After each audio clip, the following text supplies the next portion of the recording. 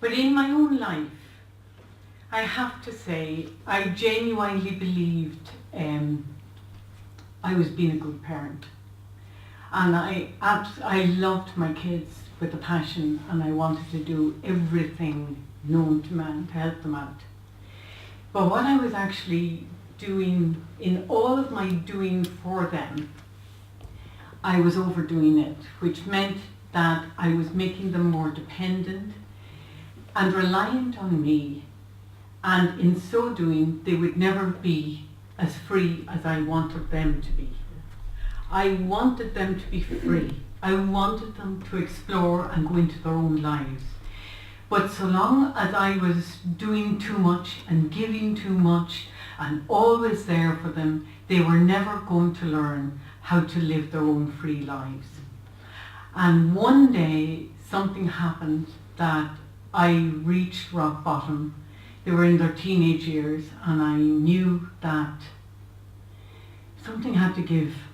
And I remember sitting in a church and praying that I had done everything in my power to make them happy, but yet they were very unhappy.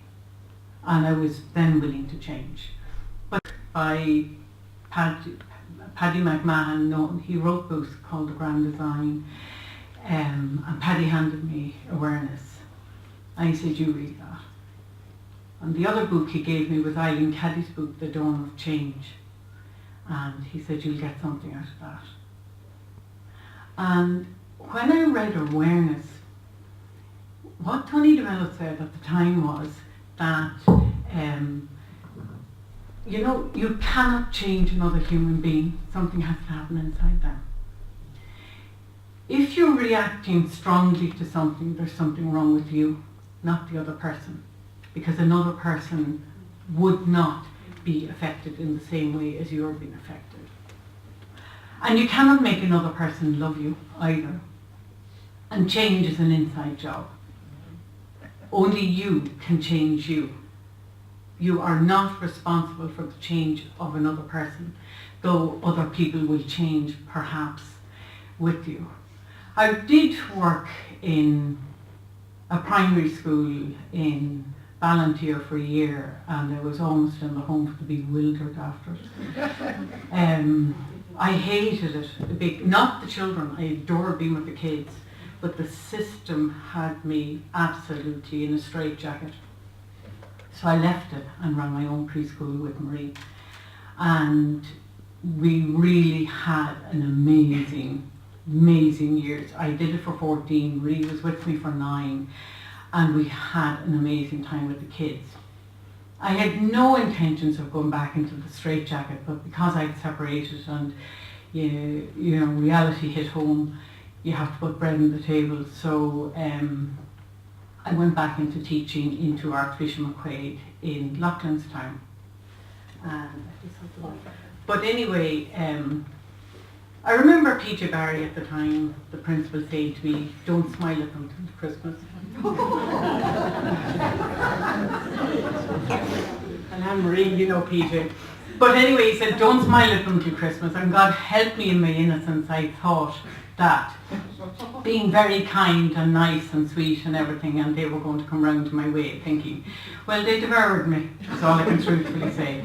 I'd say I took a bottle of Rescue Remedy, and I was gone by 11 o'clock, just to try and deal and cope with. But I began then to see, if I am reacting and if the kids have that amount of control over me, there is genuinely something wrong with me. So I looked at my reactions to the kids, and because they were only going to provoke me anyway until I would come to what they were familiar with. So once they got me really angry, then it was, blame you, if you know what I mean, it's all around you that did this to me, and you're the fault of this and that. I want 5 minutes where you're quiet. The kids in the school were amazing. I'm 20 years working with them now, and I adore being with them. But every last one of them made me look at me. They made me change. And change for a good way, to be able to see what these kids actually need and give them what they need. And if they need firmness, they'll get it, but they always knew that I loved them with a passion. They always knew, you know, I can still see a young one. Do you still love them kids? Those kids still love you, she says as she shouted in the gate to me one day.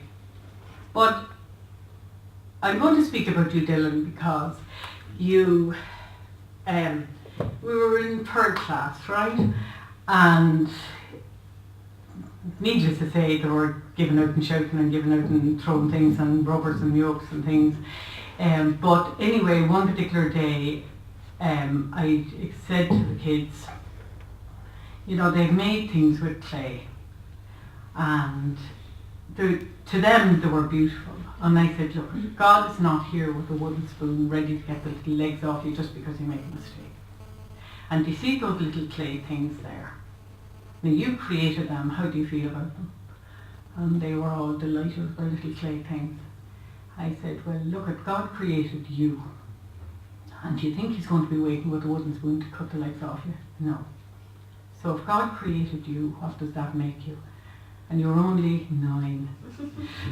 And you swung in the chair over and back as you did because you couldn't stay quiet for a second. And that makes us God. And from that day on, I knew I was going to look out for you, because that's exactly it. You were able to see it. And you were able to see, you had tremendous insight as a kid. But the beauty of all of this is that my own reactions always told me where I needed to look. Not to the one that was making me react, but to me. And when I was able to heal that reaction, the one that annoyed me the most never needed forgiveness because I was now healed. And that is the beauty of it, that the more you heal you, the more you do not hold any resentment, any anger, any malice, or anything towards any other human being. And that is the gift of awareness. And when I wrote this book, I had a huge difficulty in starting the book, because I wanted to see what purpose is it? Can it help anybody? And if it could help somebody, it would. But because it was such a personal story, I was trying to anchor awareness into that, to try and put it into it too, so that this isn't about my story, it's a universal story. The people I meet or I met are the people you meet and will cause you trouble or whatever. And the more you learn about you and the beliefs that you hold on to and the habits and the various things, I do hope if you read through it that you begin to see it's not just a memoir. I wanted to trigger where you would be able to look at your own life and say, right, what is it here? What is it I fear?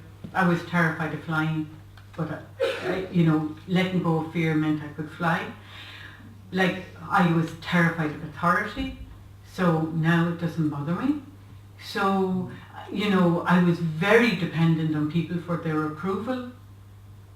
If you're there, you're there. If you're not, you're not. It doesn't hurt me anymore. It doesn't hold me anymore. And it was all through that inside job. And that's what was important. And that's what I would like it to be able to be of help to somebody to, and I hope you enjoy it, because some of the stories are good in it too. And Dylan, you're in it. But you'll recognise him as Barry.